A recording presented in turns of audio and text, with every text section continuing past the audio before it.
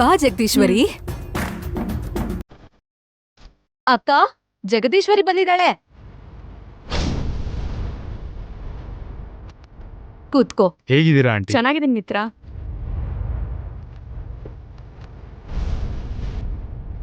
ಹೇಗಿದೆ ಜಗದೀಶ್ವರಿ? ನಾನ್ ಚೆನ್ನಾಗಿದ್ದೀನಿ ಅರವಿಂದ. ಏನ್ ವಿಷಯ? ಮದ್ವೆ ಕಾರ್ಡ್ ಬಂತು. ಮೊದಲನೇ ಕಾರ್ಡು ನಿಮ್ಗೆ ಕೊಡೋಣ ಅಂತ ಬಂದೆ.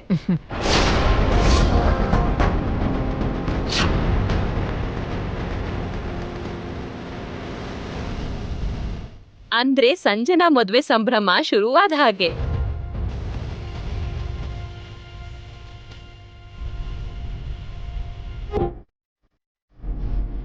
ಸರಿ ಅಣ್ಣ, ಅರವಿಂದ, ಇದು ತಗೊಳ್ಳಿ.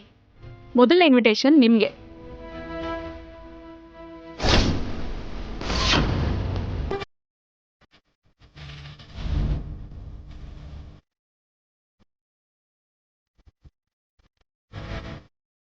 ತುಂಬಾ ಸಂತೋಷ ಆಗ್ತಿದೆ ಜಗದೀಶ್ವರಿ.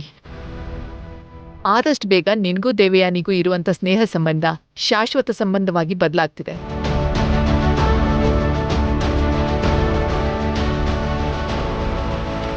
ನಮ್ಮನೆ ಹುಡುಗಿ ನಿಮ್ಮನೆ ಸೊಸೆ ಆಗಕ್ ಹೊರಟಿದ್ದಾಳೆ. ನಮಗೂ ಕೂಡ ತುಂಬಾ ಖುಷಿ ಆಗ್ತಿದೆ ಅರವಿಂದ. ಸಿಟಿಲಿ ತುಂಬಾ ಹೆಸರು ಮಾಡಿರೋ ನಂದನ್ ಕುಟುಂಬಕ್ಕೆ ನನ್ ಮಗ ಸಂತೋಷ್ ಅಳಿಯ ಆಗ್ತಿದ್ದಾನೆ.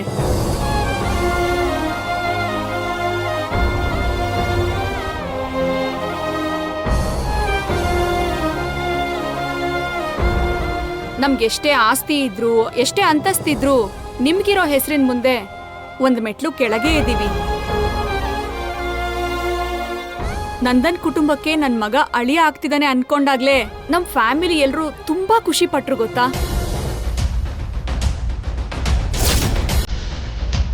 ಸರಿ ಅರವಿಂದ, ಇವತ್ತಿಂದಾನೇ ಮದ್ವೆ ಕಾರ್ಡ್ ಕೊಡೋಕೆ ಸ್ಟಾರ್ಟ್ ಮಾಡ್ಬೇಕು. ತುಂಬಾ ಮನೆಗಳಿಗೆ ಹೋಗ್ಬೇಕು. ನಾನ್ ಬರ್ತೀನಿ. ಹಾಗೆ ಆಗ್ಲಿ. ಬರ್ತೀನಿ. ನಡಿ.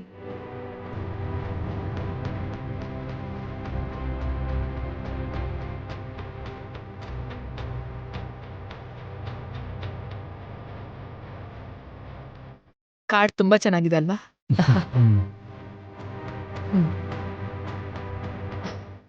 ತುಂಬಾ ಸಂತೋಷ ಆಗ್ತಿದೆ ದೇವ್ಯಾನಿ. ನಿನ್ನ ಹಾಗೆ ನಾನು ಖುಷಿ ಪಡ್ಬೇಕು ಅನ್ಸತ್ತಕ್ಕ.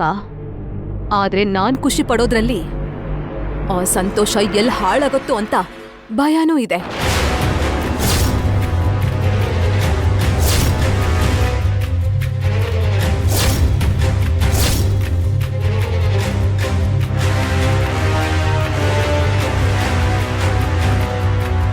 ಇದೇನ್ ಚಿಕ್ಕಮ್ಮ ಹೀಗೆ ಹೇಳ್ತಿದ್ದೀರಾ? ಮತ್ತಿನ್ ಹೇಗ್ ಹೇಳ್ಬೇಕು ಮಿತ್ರ? ಈ ಮದ್ವೆ ಆಗ್ಲಿ ಅಂತ ಇಲ್ಲಿ ಎಷ್ಟು ಜನ ಆಸೆ ಪಟ್ರು, ಈ ಮದ್ವೆ ನಡಿಬಾರ್ದು ಅಂತ ಅಂದ್ಕೊಳ್ಳೋರು ಇಲ್ಲಿದ್ದಾರೆ.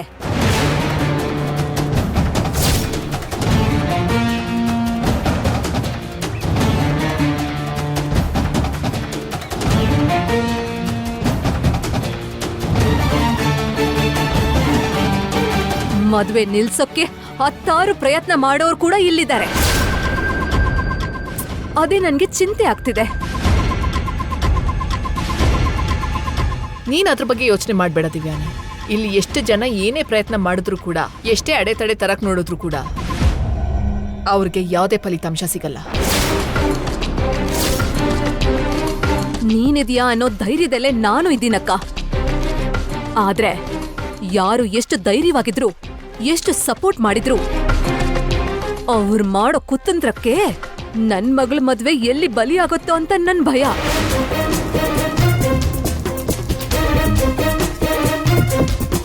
ನೀನ್ ಇನ್ನೂ ಇಷ್ಟೊಂದು ಇಂಡೈರೆಕ್ಟ್ ಆಗಿ ಮಾತಾಡೋಂಥ ಅವಶ್ಯಕತೆ ಇಲ್ಲ ದೇವಯಾನಿ.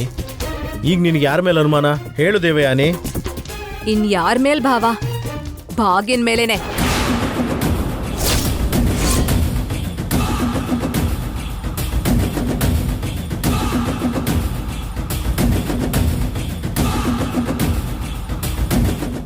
ನನ್ ಮಗಳ ಮದ್ವೆ ಫಿಕ್ಸ್ ಆದಾಗಿಂದ ನೋಡ್ತಾನೆ ಇದ್ದೀನಿ. ಭಾಗ್ಯದಿಂದ ನಾವು ಸಂತೋಷವಾಗಿರೋದು ನೋಡಕ್ಕಾಗ್ತಿಲ್ಲ. ಹೊಟ್ಟೆಗೆ ಬೆಂಕಿ ಬೀಳುತ್ತೆ. ಸಂಜನಾ ಮದ್ವೆ ಹೇಗಾದ್ರೂ ತಡಿಬೇಕು ಅಂತ ಕಂಕಣ ಕಟ್ಕೊಂಡಿದ್ದಾಳೆ. ನಮ್ಮ ಸಂತೋಷನ ಸಹಿಸ್ಕೊಳಕ್ಕಾಗ್ದಿರೋಂಥ ಕೆಟ್ಟ ಗುಣ ಭಾಗ್ಯನಿಗಿಲ್ಲ ದೇವಯಾನಿ. ನೀವ್ ಭಾಗ್ಯನ ವಹಿಸ್ಕೊಂಡ್ ಬರ್ತಿರೋದಕ್ಕೆ ಅವಳು ನಮ್ ಹಿಂದೆ ಮಾಡ್ತಿರೋ ಕೆಲ್ಸ ನಿಮಗ್ ಗೊತ್ತಿಲ್ಲ ಭಾವ. ಇವಳು ಯಾವಾಗ್ಲೂ ಒಳ್ಳೆತನ ಅನ್ನೋ ಮುಸ್ಕ್ ಹಾಕೊಂಡಿರೋದಕ್ಕೆ ಆ ಮುಸ್ಕಿನ ಹಿಂದೆ ಎಷ್ಟು ಪ್ಲಾನ್ ಮಾಡ್ತಿದ್ದಾಳೆ ಅನ್ನೋದು ನಿಮ್ ಕಣ್ಣಿಗೆ ಕಾಣ್ತಿಲ್ಲ. ಈ ಮದ್ವೆ ವಿಷಯಕ್ಕೆ ಬರಬೇಡ ಅಂತ ಆಗ್ಲೇ ಭಾಗ್ಯಂಗ್ ಹೇಳಾಯ್ತಲ್ಲ. ಭಾಗ್ಯ ಇನ್ಮೇಲೆ ಈ ಮದ್ವೆ ಬಗ್ಗೆ ಮಾತಾಡಲ್ಲ. ಒಂದ್ ನಿಮಿಷ ಮಿತ್ರ ಅವ್ರೆ.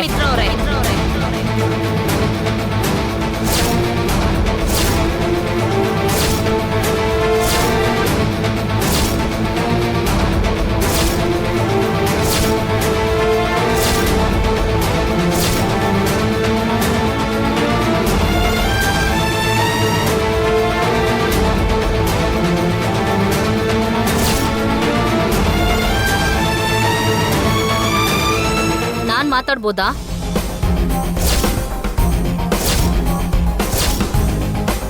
ನಾನು ಮದ್ವೆ ನಿಲ್ಸ್ತಿದ್ದೀನಿ ಅನ್ನೋ ಆರೋಪನ ನನ್ ಮೇಲೆ ಹೊರಿಸ್ತಿದ್ದೀರಾ. ಆದ್ರೆ ಮೊದ್ಲು ನನ್ ಮನ್ಸಲ್ಲಿ ಏನಿದೆ, ನಾನ್ ಏನ್ ಮಾಡಕ್ ಹೊರಟಿದ್ದೀನಿ ಅಂತ ಯಾರು ಅರ್ಥ ಮಾಡ್ಕೊಳ್ಳೋ ಪ್ರಯತ್ನನೇ ಮಾಡ್ತಿಲ್ಲ.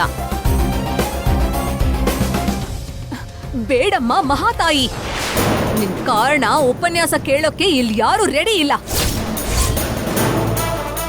ಎಲ್ಲಕ್ಕಿಂತ ಹೆಚ್ಚು ನೀನು ಯಾವಾಗ ಡಿವೋರ್ಸ್ ಅಪ್ಲೈ ಮಾಡಿದ್ಯೋ ಆಗಿಂದ ಈ ಮನೆಗೆ ನಿನ್ ಸಂಬಂಧ ಕಡ್ದು ಹೋಯ್ತು.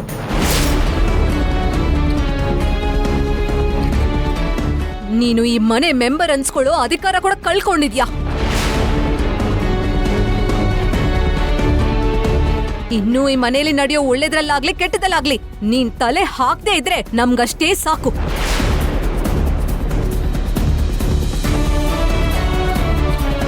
ದೇವ್ಯಾನಿ, ಈಗ ಭಾಗ್ಯ ಏನ್ ಹೇಳಕ್ ಬಂದ್ಲು ಅನ್ನೋದ್ ಕೇಳ್ಬೋದಲ್ವಾ? ಅತ್ತೆ, ಇವ್ಳು ನಮ್ಗೆ ಮಾಡಿರೋ ದ್ರೋಹ ಮೋಸ ನಮಗ್ ಅರ್ಥ ಆಗ್ತಿಲ್ಲ. ಇಲ್ ನೋಡಿ ಚಿಕ್ಕತ್ತೆ, ನಾನ್ ಯಾವತ್ತೂ ಯಾರ್ಗೂ ಮೋಸ ಮಾಡ್ಬೇಕಂತ ಅನ್ಕೊಂಡಿಲ್ಲ. ಇಲ್ಲಿವರೆಗೂ ಯಾರ್ಗೂ ಯಾವ ಕೇಡ್ನೂ ಬಯಸಿಲ್ಲ. ನೀವ್ ಮಾಡೋ ಕೆಲ್ಸ ಒಳ್ಳೇದಾಗಿದ್ರೆ ಎಷ್ಟೇ ಅಡೆತಡೆಗಳು ಬಂದ್ರು, ಎಂತ ಅಡ್ಡಗೋಡೆನೇ ಇದ್ರೂ ಆ ಭಗವಂತ ಈ ಮದ್ವೆನ್ ಮಾಡಿಸ್ತಾನೆ.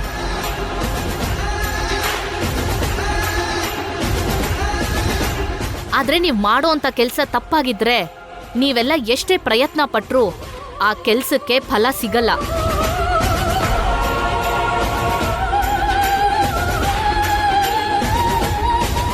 ನೋಡಿದ್ಯಾಕ, ಈಗ ಕೂಡ ಅವಳ ಪೊಗರು ಕಡಿಮೆ ಆಗಿಲ್ಲ. ಮದುವೆಗೆ ನಾನು ತಲೆ ಹಾಕಲ್ಲ ಅನ್ನೋ ಮಾತು ಕೂಡ ಹೇಳಿಲ್ಲ. ಅವಳ ಬಿಹೇವಿಯರ್ ನೋಡ್ತಿದ್ರೆ ಇನ್ನೂ ಈ ಮದುವೆನ ತಡಿಬೇಕು ಅಂತ ಹೊರಟಿದ್ದಾಳೆ ಅನ್ಸುತ್ತೆ ನನ್ಗೆ. ನೀನೇನು ಯೋಚನೆ ಮಾಡ್ಬೇಡ ದಿವ್ಯಾನಿ. ಈ ಮದ್ವೆ ನಿಲ್ಸೋದಕ್ಕೆ ಭಾಗ್ಯ ಎಂಥ ಪ್ರಯತ್ನ ಮಾಡಿದ್ರು ಕೂಡ ನಾನ್ ಕೂಡ ಯಾವುದೇ ಪರಿಸ್ಥಿತಿನಲ್ಲೂ ಸಹಿಸಲ್ಲ, ಬಿಟ್ಕೊಡಲ್ಲ.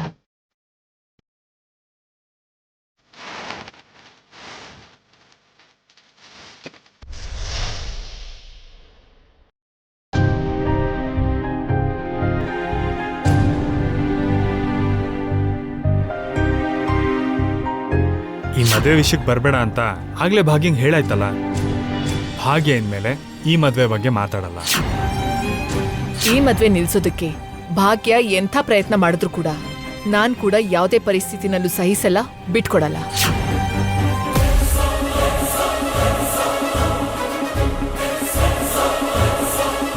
ಸಂಜನಾ, ನಿನ್ ಬದುಕೇನಾಗುತ್ತೋ ಅಂತ, ನಿನ್ ಭವಿಷ್ಯದಲ್ಲಿ ಏನ್ ನಡೆಯುತ್ತೋ ಅಂತ ನೀನೀಗಾಗ್ಲೇ ತುಂಬಾ ಭಯದಲ್ಲಿದ್ಯಾ ಅಂತ ನನಗ್ ಚೆನ್ನಾಗ್ ಗೊತ್ತು. ನೀನ್ ಭಯ ಪಟ್ಕೊಂಡ್ ಬದುಕೋ ಅವಶ್ಯಕತೆ ಇಲ್ಲ ಸಂಜನಾ. ಭಯ ಪಟ್ಕೊಂಡ್ ಬದುಕೋ ಅವಶ್ಯಕತೆ ಇಲ್ಲ ಅಂದ್ರೆ ಯಾವ ಭರವಸೆ ಮೇಲೆ ಇರು ಅಂತಿದ್ದೀರಾ ಅತ್ತಿಗೆ? ನಾನಿದ್ದೀನಿ ಅನ್ನೋ ಭರವಸೆಯಿಂದ, ನಾನ್ ನಿನಗ್ ನ್ಯಾಯ ದೊರಕಿಸ್ಕೊಡ್ತೀನಿ ಅನ್ನೋ ನಂಬಿಕೆಯಿಂದ ಇರು. ನನ್ ಜೀವನ ಚೆನ್ನಾಗಿರ್ಬೇಕು ಅಂತ, ನನ್ ಭವಿಷ್ಯ ಉಜ್ವಲವಾಗಿರ್ಬೇಕು ಅಂತ ನಿಮ್ಮೊಬ್ರಿಗನ್ಸಿದ್ರೆ ಸಾಕ ಅತ್ತಿಗೆ? ನನ್ನ ಹೆತ್ತ ತಾಯಿಗೆ ಇಲ್ಲ, ನನ್ನನ್ನು ಚಿಕ್ಕ ವಯಸ್ಸಿಂದ ನೋಡ್ಕೊಂಡಿದ್ದ ಇಡೀ ಕುಟುಂಬಕ್ಕೆ ಇಲ್ಲ.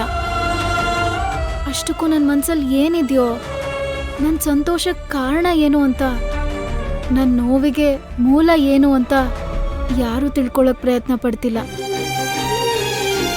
ಹೀಗಿರ್ಬೇಕಾದ್ರೆ ಇನ್ನು ನಾನು ಸಂತೋಷವಾಗಿ ಬದುಕ್ತೀನಿ ಅಂತ ಹೇಗ್ ನಂಬ್ಲಿ ಅತ್ಗೆ? ಯಾರ್ ನಿನ್ ಬಗ್ಗೆ ಯೋಚನೆ ಮಾಡಿದ್ರು ಮಾಡದೆ ಹೋದ್ರು ನಿನ್ ಬಗ್ಗೆ ಯೋಚನೆ ಮಾಡೋದಕ್ಕೆ ನಾನಿದ್ದೀನಿ ಸಂಜನಾ. ಹಾಗಲ್ಲ ಅತ್ಗೆ, ಇವತ್ತು ಲಗ್ನ ಪತ್ರಿಕೆ ಕೂಡ ಬಂದಿದೆ. ಈಗ ಎಲ್ರಿಗೂ ಹಂಚಕ್ಕೂ ಶುರು ಮಾಡಿದ್ದಾರೆ. ಹೀಗಿರ್ಬೇಕಾದ್ರೆ ನಾವ್ ಏನೇ ಮಾಡಿದ್ರು ಮನೆ ಮರ್ಯಾದೆ ಹೋಗುತ್ತೆ ಅಂತ ನಮ್ ಬಾಯ್ನೆ ಮುಚ್ಚಿಸ್ತಾರೆ. ಎಲ್ಲದಕ್ಕಿಂತ ಹೆಚ್ಚಾಗಿ ನೀವೆಲ್ಲಿ ಮದ್ವೆನ ನಿಲ್ಲಿಸ್ಬಿಡ್ತೀರೋ ಅಂತ ಮಾಮ್ ನಿಮ್ ಮೇಲೇನೆ ಯಾವಾಗ್ಲೂ ಒಂದ್ ಕಣ್ಣಿಟ್ಟಿರ್ತಾರೆ. ನೀವು ಮದ್ವೆನ ತಡೀಲೇಬಾರ್ದು ಅಂತ ಪ್ರಯತ್ನ ಪಡ್ತಿದ್ದಾರೆ. ನನ್ ಮದ್ವೆ ನಿಲ್ಲಿಸ್ಬೇಕು ಅನ್ನೋ ಆಲೋಚನೆ ನಿಮಗಿದ್ರು ಅದಾಗ್ದೇ ಇರೋ ಹಾಗೆ ಅಮ್ಮ ನೋಡ್ಕೋತಾರೆ. ಇಲ್ಲ ಸಂಜನಾ, ನೋಡ್ತಾ ನೋಡ್ತಾ ನಿನ್ ಜೀವನ ಹಾಳಾಗೋಕೆ ನಾನ್ ಹೇಗ್ ಬಿಡ್ತೀನಿ? ಯಾರ್ ಏನೇ ಅಂದ್ರು ಏನೇ ಮಾಡಿದ್ರು ನಿನ್ ಮದ್ವೆನ್ ಮಾತ್ರ ತಡ್ದೇ ತಡಿತೀನಿ. ತುಂಬ ಥ್ಯಾಂಕ್ಸ್ ಅತ್ಗೆ. ಯಾಕ್ ವಿವೇಕ್? ಸಂಜನಾ ಬಗ್ಗೆ ಇಷ್ಟೆಲ್ಲ ಯೋಚನೆ ಮಾಡ್ತಾ ಇದ್ದೀರಲ್ಲ. ಸಂಜನಾ ಲೈಫ್ಗೋಸ್ಕರ ಯಾವುದೇ ಪರಿಸ್ಥಿತಿ ಎದುರಿಸೋಕೆ ತಯಾರಾಗಿದ್ದೀರಾ. ಅದು ನನ್ ಕರ್ತವ್ಯ ವಿವೇಕ್. ಹಾಗೆ ಸಾರಿ ಕೂಡ ಅತ್ಗೆ. ಸಾರಿ ಯಾಕೆ? ಸಂಜನಾ ಮದುವೆ ವಿಷಯ ಮಾತಾಡೋಕೆ ನಾನು ನಿಮ್ಮ ಮನೆಗೆ ಬಂದಿದ್ದೆ. ನಿಮ್ಮನ್ನು ನೋಡೋದಕ್ಕೆ ಬಿಡಲ್ಲ ಅಂತ ಹೇಳಿ ಜಾನು ನನ್ನ ವಾಪಸ್ ಕಳಿಸಿದ್ಲು. ಜಾನು ನೀವು ಬೇಕು ಅಂತ ಹೀಗೆ ಮಾಡಿದ್ರೇನೋ ಅಂತ ನಾನು ಅಪಾರ್ಥ ಮಾಡಿಕೊಂಡೆ. ಆದರೆ ಆ ಟೈಮಲ್ಲಿ ನೀವು ಟರ್ಕಿಯಲ್ಲಿದ್ರಿ ಅಂತ, ಅದಕ್ಕೆ ಜಾನು ಹಾಗೆ ಮಾಡಬೇಕಾಯ್ತು ಅಂತ ಈಗ ನನಗೆ ಅರ್ಥ ಆಗಿ ಪಶ್ಚಾತ್ತಾಪ ಆಗ್ತಿದೆ. ನನ್ನ ಕ್ಷಮಿಸಿ ಅತ್ಗೆ. ಅಯ್ಯೋ, ಏನ್ ವಿವೇಕ್ ಇದು? ನಮ್ಮ ಮಧ್ಯೆ ಕ್ಷಮೆ ಎಲ್ಲ ಯಾಕೆ ಹೇಳು? ಅಷ್ಟೇ ಅಲ್ಲ ಅತ್ಗೆ, ಸಂಜನಾ ಮದುವೆ ವಿಷಯಕ್ಕೂ ಕೂಡ ನೀವು ಸುಮ್ಮನೆ ರಾದಂತ ಮಾಡ್ತಿದ್ದೀರಾ ಅಂತ, ನಿಮಗೆ ಅಗತ್ಯ ಇಲ್ಲದೆ ಹೋದರೂ ಸುಮ್ಮನೆ ಇನ್ವಾಲ್ವ್ ಆಗಿ ಮನೇಲಿ ಗಲಾಟೆ ಮಾಡ್ತಿದ್ದೀರಾ ಅಂತ ಎಲ್ಲರ ಜೊತೆ ನಾನು ಕೂಡ ತಪ್ಪು ತಿಳ್ಕೊಂಡಿದ್ದೆ. ನೀವು ಯೋಚನೆ ಮಾಡದೆ ಸುಮ್ಮನೆ ಇದೆಲ್ಲ ಮಾಡ್ತಿದ್ದೀರಾ ಅಂತ ನಾನು ಕೂಡ ನಿಮಗೆ ಹರ್ಟ್ ಮಾಡಿದೆ. I am really very sorry ಅತ್ಗೆ. ವಿವೇಕ್ ಪ್ಲೀಸ್, ನೀನ್ ನನ್ನ ಕ್ಷಮೆ ಕೇಳೋದಂದ್ರೇನು? ಈಗ್ಲಾದ್ರೂ ನಿನ್ನನ್ನು ಅರ್ಥ ಮಾಡ್ಕೊಂಡಲ್ಲ, ನಂಗಷ್ಟೇ ಸಾಕು. ಸರಿ ಅತ್ಗೆ. ಆದರೆ ಈಗ ಸಂಜನಾ ವಿಷಯದಲ್ಲಿ ಏನು ಮಾಡೋದು ಅಂತ ಅರ್ಥ ಆಗ್ತಾ ಇಲ್ಲ. ಎಲ್ಲ ಗೊತ್ತಿದ್ರೂ ಕೂಡ ನನ್ನ ಕೈಲಿ ಏನೂ ಮಾಡೋಕ್ಕಾಗ್ತಿಲ್ಲ. ಬೇಡ ವಿವೇಕ್, ನೀನ್ ಮದ್ವೆ ನಿಲ್ಸೋಕ್ ಪ್ರಯತ್ನಿಸ್ತಿದ್ಯಾ ಅಂತ ಚಿಕ್ಕತ್ತೆ ಮುಂದೆ, ಕುಟುಂಬದ ಮುಂದೆ ನೀನ್ ಕೆಟ್ಟೋನಾಗ್ಬಾರ್ದು. ನೀನ್ ಮದ್ವೆ ನಿಲ್ಸ್ದೆ ಅಂತ ಮನೇಲೆಲ್ರೂ ನಿನ್ನ ನಿಂದಿಸೋಕ್ ಶುರು ಮಾಡ್ತಾರೆ. ಅರ್ಥ ಮಾಡ್ಕೊಳ್ದೆ ಆಪಾದನೆನ ನಿನ್ಮೇಲ್ ಹಾಕ್ತಾರೆ.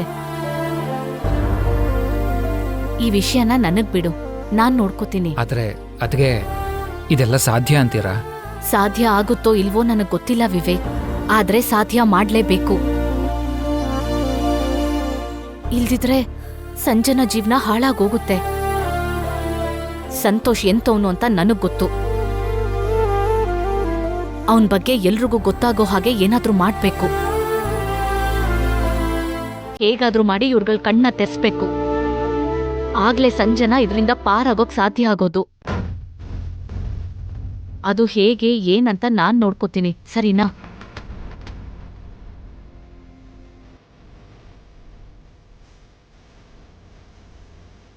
It's okay. ಅದಕ್ಕೆ ನೋಡ್ಕೋತೀನಿ ಅಂದ್ರಲ್ಲ, you just don't worry.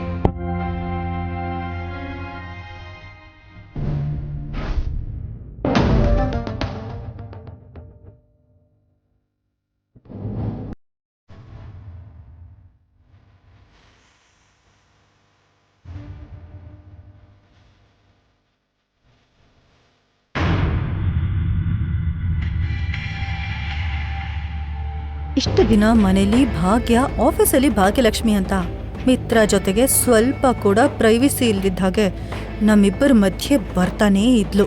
In office ಟೈಮಲ್ಲಿ ನನಗೂ ಮಿತ್ರಗೂ ಅಡ್ಡ ಬರೋರು ಯಾರೂ ಇಲ್ಲ. ಇನ್ ಮುಂದೆ ಈ ಟೈಮ್ನ ಚೆನ್ನಾಗಿ ಯೂಸ್ ಮಾಡ್ಕೋತೀನಿ. ಮಿತ್ರನ ಮತ್ತೆ ನನ್ನ ಕಡೆನೇ ಮಾಡ್ಕೋತೀನಿ.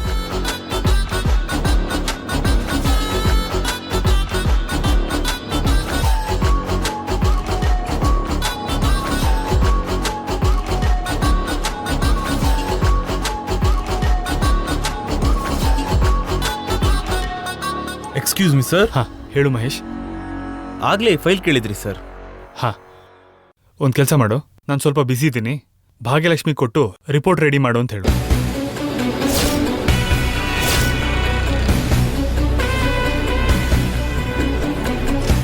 ಯಾಕಿನ್ನು ಇಲ್ಲೇ ನಿಂತಿದ್ಯಾ? ಭಾಗ್ಯಲಕ್ಷ್ಮಿ ಕೊಡೋಗು. ಭಾಗ್ಯಲಕ್ಷ್ಮಿ ಅವ್ರನ್ನ we are terminating you Bhagya.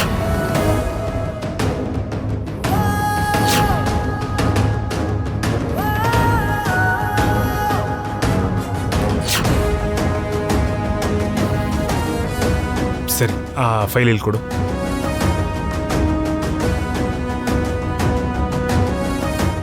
Mahesh, sir, Bhagyalakshmi desk ಮೇಲೆ ಏನಾದರೂ ಇದ್ರೆ ಅದೆಲ್ಲದನ್ನು ಹಾಗೆ ಕ್ಲಿಯರ್ ಆಗಲಿ ಮಾಡಿ. ಸರ್.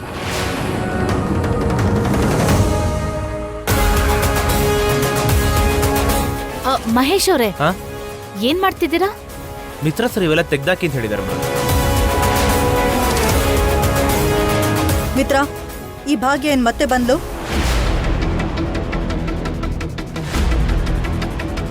ಅದನ್ನೆಲ್ಲ ತೆಗೆಯೋ ಅವಶ್ಯಕತೆ ಇಲ್ಲ, ಅಲ್ಲೇ ಇರ್ಲಿ ಬಿಡಿ.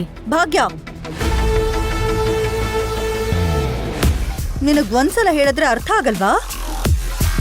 ಒಂದ್ಸಲ ವಾಪಸ್ ಕಳ್ಸಿದ್ರೆ ನಿನಗ್ ಬುದ್ಧಿ ಬರಲ್ವಾ? ಮತ್ತೆ ಯಾಕೆ ಆಫೀಸಲ್ಲಿ ಕಾಲಿಟ್ಟೆ? ನನ್ನ ಈ ಆಫೀಸಿಗೆ ಬರಬೇಡ ಅಂತ ಹೇಳಕ್ಕಾಗ್ಲಿ, ನನ್ನ ಕೆಲ್ಸದಿಂದ ತೆಗ್ದಾಕಕ್ಕಾಗ್ಲಿ ನಿನ್ಗೆ ಅಧಿಕಾರ ಇಲ್ಲ ಅಂತ ಹೇಳಕ್ ಬಂದಿದ್ದೀನಿ.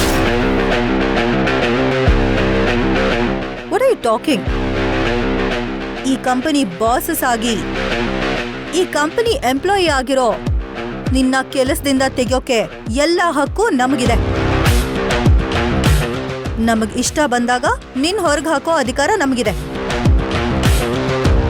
ಮರ್ಯಾದೆಯಾಗಿ ಇಲ್ಲಿಂದ ಹೊರಟೋಗು. ನೋಡು ಮನುಷ್ಯ, ಡಿಗ್ರಿ ಮೇಲೆ ಡಿಗ್ರಿ ತಗೊಂಡ್ರೆ ಸಾಕಾಗಲ್ಲ, ಸ್ವಲ್ಪ ಕಾಮನ್ ಸೆನ್ಸ್ ಕೂಡ ಇರಬೇಕು. ಯಾವಾಗ್ಲೂ ಆವೇಶದಲ್ಲಿರ್ಬೇಡ, ಸ್ವಲ್ಪ ಸಮಾಧಾನದಿಂದಿರು. ನಾನ್ ಜಾಯಿನ್ ಆದಾಗ ನಂಗ್ ನೀವೊಂದು ಅಗ್ರಿಮೆಂಟ್ ಕೊಟ್ಟಿದ್ರಿ. ನನ್ನಿಂದ ಏನಾದ್ರೂ ತಪ್ಪಾದಾಗ ಆ ತಪ್ಪಿಂದಾಗಿ ಕಂಪನಿಗೆ ಯಾವುದೇ ತರದ ನಷ್ಟ ಆದ್ರೆ ಆಗ ಮಾತ್ರ ನನ್ನ ಈ ಕಂಪನಿಯಿಂದ ಆಗಿಂದಾಗ್ಲೇ ತೆಗ್ದುಹಾಕೋ ಅಧಿಕಾರ ನಿನಗಿರೋದು. ಆ ಕಾರಣನ ನೀವು ನನಗೆ ತೋರಿಸ್ಲಿಲ್ಲ ಅಂದಮೇಲೆ ನನ್ನ ಕೆಲ್ಸದಿಂದ ತೆಗ್ದುಹಾಕೋ ಅಧಿಕಾರ ನಿನಗಿಲ್ಲ.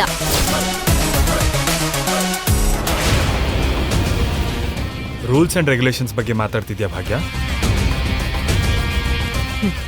ಮಾತಾಡ್ಲೇಬೇಕಲ್ವಾ ಮಿತ್ರ ಅವರೇ? ಮೊದಲು ನನ್ನಿಂದ ಕಂಪನಿಗಾಗಿರೋ ನಷ್ಟ ಅಂತ ತೋರಿಸಿ ಆಮೇಲೆ ನನ್ನ ಕೆಲ್ಸದಿಂದ ತೆಗ್ದುಹಾಕಿ. ನಿಮ್ ಡಿಸಿಷನ್ನ ಗೌರವಿಸ್ತೀನಿ, ಆಫೀಸಿಂದ ಕೂಡ್ಲೇ ಹೊರಡ್ತೀನಿ. ಇಲ್ದಿದ್ರೆ ಏನ್ ಮಾಡ್ತೀಯಾ? ಏನ್ ಇಟ್ಕೊಂಡು ಇಷ್ಟೆಲ್ಲ ಮಾತಾಡ್ತಿದ್ಯಾ? ನನ್ನ ಕೆಲ್ಸನ ನಾನು ಉಳಿಸ್ಕೊಳಕ್ಕೋಸ್ಕರ, ನನ್ನ ಇರುವಿಕೆನ ಭದ್ರಪಡಿಸ್ಕೊಳಕ್ಕೋಸ್ಕರ ನಾನ್ ಎಷ್ಟು ದೂರ ಬೇಕಾದ್ರೂ ಹೋಗ್ತೀನಿ. ಎಷ್ಟು ದೂರ ಆದ್ರೂ ಅಂದ್ರೆ ಹಿಮಾಲಯ ತನಕ ಹೋಗ್ತೀಯಾ? ಹಿಮಾಲಯದವರೆಗೂ ಹೋಗೋ ಅವಶ್ಯಕತೆ ಇಲ್ಲ ಮನೀಷಾ. ಪಕ್ಕದ ಬೀದಿಲಿರೋ ಪೊಲೀಸ್ ಸ್ಟೇಷನ್ಗೆ ಹೋದ್ರೆ ಸಾಕು.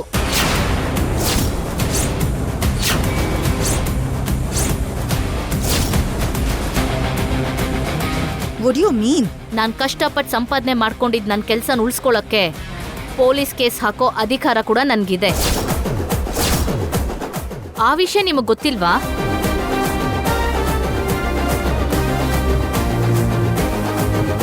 ಅವಶ್ಯಕತೆ ಬಿದ್ರೆ ಪೊಲೀಸ್ ಸ್ಟೇಷನ್ಗೂ ಹೋಗ್ತೀನಿ, ಬೇಕಾದ್ರೆ ಕೋರ್ಟ್ ಮೆಟ್ಲು ಏರ್ತೀನಿ.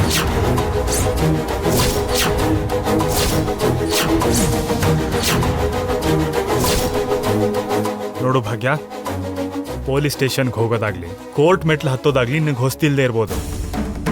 ಮತ್ತೆ ಮತ್ತೆ ಅದ್ರ ತಂಟೆಗೆ ಹೋಗೋ ಅವಶ್ಯಕತೆ ಆಗಲಿ ಅಂಥ ಆಸೆ ಆಗಲಿ ನನಗಿಲ್ಲ. ನೀನು ಹೇಳಿದ ಸರಿನೇ, ನಾವು ಸರಿಯಾದ ಕಾರಣ ಕೊಡದೆ ನಿನ್ನನ್ನು ಕೆಲಸದಿಂದ ತೆಗಿಯೋಕ್ಕಾಗಲ್ಲ. ಆದರೆ ನನ್ನನ್ನು ಎದುರಿಸಿ ನನ್ನ ಕಂಪ್ನಿಲಿ ಕೆಲಸ ಮಾಡಕ್ಕೆ ಬಂದಿದ್ಯಾ. ನನ್ನ ಮಾತಿಗೆ ವಿರುದ್ಧವಾಗಿ ನಿನ್ನ ಕರ್ತವ್ಯಗಳನ್ನ ನಿರ್ವಹಿಸಕ್ಕೆ ನೋಡ್ತಾ ಇದೆಯಾ. ಏನ್ ಸಾಧಿಸಕ್ಕೆ ಅಂತ ನನಗೆ ಅರ್ಥ ಆಗದೆ ಇದ್ರು ನೀನ್ ಮಾಡ್ತಿರೋ ಕೆಲಸ ಮಾತ್ರ ನನಗೆ ಇಷ್ಟ ಆಗ್ತಿಲ್ಲ. ನೀನ್ ಮಾಡ್ತಿರೋ ಕೆಲಸನ, ನಿನ್ನ ನಡವಳಿಕೆನ ನಾನು ಯಾವತ್ತೂ ಕ್ಷಮಿಸಲ್ಲ.